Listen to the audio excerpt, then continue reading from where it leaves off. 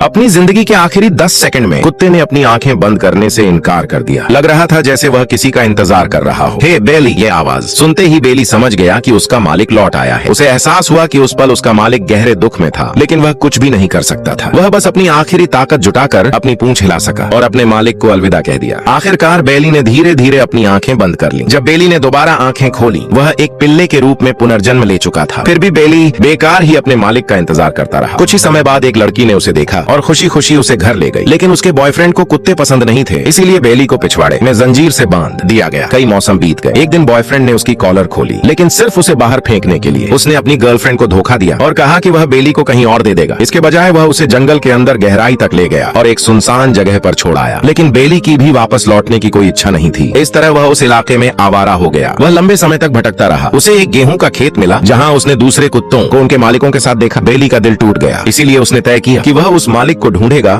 जो उससे प्यार करता था। वह न जाने कितनी देर तक चलता रहा। बेली एक परिचित गेहूं के खेत को पार कर गया। उसे यकीन था कि उस खेत के पार उसका पुराना घर है। वह उस घर की ओर दौड़ा जिसे वह दिन रात याद करता था, मानो कोई दैवी शक्ति उसे रास्ता दिखा रही हो। फिर भी ईथन उसे पहचान नहीं पाया, क्योंकि कभी धूप सा चमकने वाला वह युवक अब एक परेशान मध्यम उम्र का आदमी बन चुका था। ईथन ने उसे सिर्फ एक आवारा कुत्ता समझा और उसे खाना दे दिया। बेली के जाने के बाद ईथन ने कसम खाई कि वह अब कभी कोई कुत्ता नहीं रखेगा। इस बार तो उसने बेली को घर के अंदर भी नहीं आने दिया। लेकिन बेली रात होने तक इंतजार करता रहा। आखिरकार ईथन का दिल पिघल गया और उसने उसे अंदर ले लिया। अगले दिन उसने बेली को अच्छी तरह नहलाया और उसका नाम बदलकर बड़ी रख दिया। रात में फिर से ईथन के पास सोना अविश्वसनीय सा लगा, लेकिन बेली को महसूस हुआ कि ईथन अब पहले जैसा खुश नहीं है। वह बेहद अकेला लग रहा था। बेली अक्सर उस औरत के बारे में सोचता था जो पहले ईथन के साथ समय बिताती थी। इसलिए सुबह होने से पहले बेली उस परिचित पार्क की ओर निकल पड़ा। जल्द ही उसे एक जानी पहचानी खुशबू आई। बोल न पाने के कारण बेली बस उस औरत के पीछे पीछे उसके घर तक गया। जैसे ही वह अपने घर में प्रवेश करने वाली थी, उसकी नजर आखिरकार बेली पर पड़ी। उसे लगा कि बेली रास्ता भटक गया है। हन्ना का नाम देखते ही उसका दिल जोर से धड़क उठा। ये उसके एक्स बॉयफ्रेंड का नाम था। उधर ईथन को लगा कि बेली बस खेलने बाहर गया है।